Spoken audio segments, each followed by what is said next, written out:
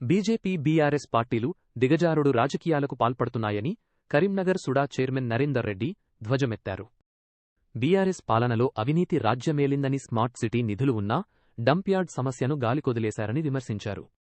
మానేరు తీరంలోని చెత్త గత పాలకుల ఎంపీ బండి సంజయ్కు కనిపించలేదా అని ప్రశ్నించారు. సీఎం రేవంత్ రెడ్డి సమస్యల పరిష్కారానికి కృషి చేస్తుంటే ఓర్వలేక నిందలు వేస్తున్నారని మండిపడ్డారు. 10 సంవత్సరాలు ఈ రాష్ట్రంలో పాలన చేసి,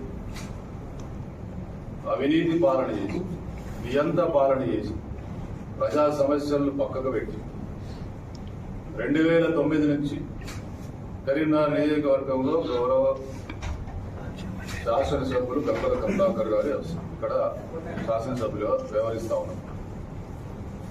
మాట్లాడితే కరీంనగర్ను అర్థం దుర్గా చేస్తున్నాము, ఇంకేమో చేసాం, బాగా అభివృద్ధి చేసాం అని చెప్పి మాట్లాడేటువంటి వీళ్ళు ఇలా మళ్ళీ చెత్త రాజకీయం చేస్తాం.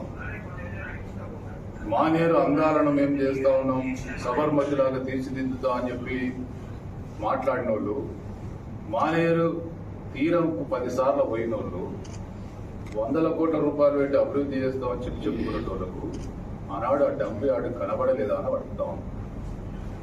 ఈ 10 సంవత్సరాలు చెత్త గుట్టలుగా పేరుకపోయింది. ఎవరి హాయంలో పేరుకపోయింది?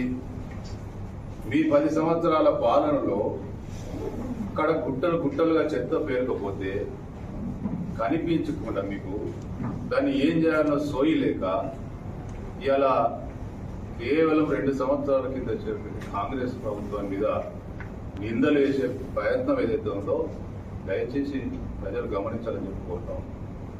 మీరు ఇప్పటికైనా ఈ దొమ్మరిగడ్డ లేచుడు, ఉరేసుకొని సస్తమనుడు, ఈ రకరకాల ప్రయత్నాలు ఏదైతే ఉందో మానుకోమని చెప్పి హెచ్చరిస్తాం. మిమ్మల్ని ఎవరో మీకు మీరు ఉరి తీసుకోవాల్సిన అవసరం లేదు. ఇప్పటికే ప్రజలు ఉరితీసింది. మళ్ళీ మిమ్మల్ని ఉరితీసే రోజు దగ్గరలోనే ఉంది. ప్రజలు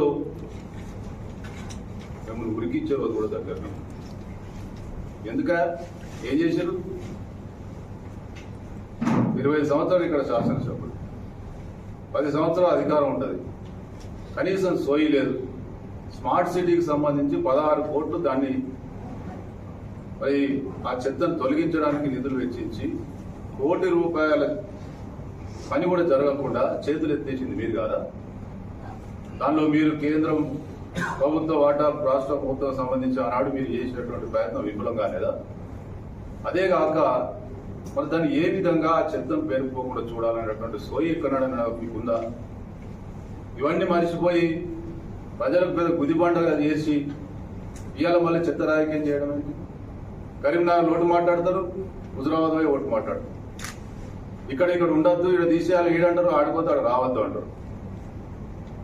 ఇదంతా కూడా మీ ఇష్టారాజ్యంగా ప్రజలు తప్పుదోవ పట్టిస్తూ ఏది పడుతుంది డ్రామా కంపెనీ నడిపిస్తా అంటే ప్రజలు పిచ్చోళ్ళు అనుకుంటున్నారు.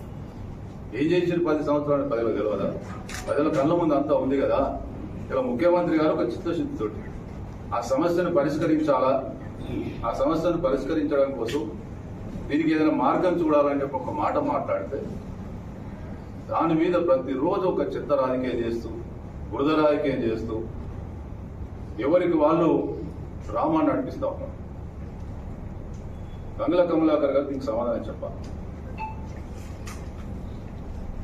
20 సంవత్సరాలు 10 సంవత్సరాలు మీరు శాసనసభ్యులుగా మంత్రిగా ఉన్నప్పుడు, ఇదే మానేరు తీరం మీద మీరు 100 సార్లు తిరిగినప్పుడు మీకు ఆ డంప్ యార్డ్ కనబడలేదా అని అడుగుతా ఉన్నాం.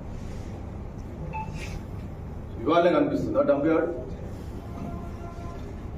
అని ఇదేం రాజకీయం?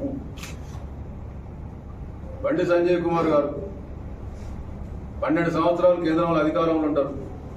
ఇప్పటివరకు 7 సంవత్సరాలుగా ఆయన పార్లమెంట్ సభ్యునిగా ఉంటాడు, 2 సంవత్సరాలు కేంద్ర సహాయ మంత్రిగా ఉంటాడు. కనిపించలేదా?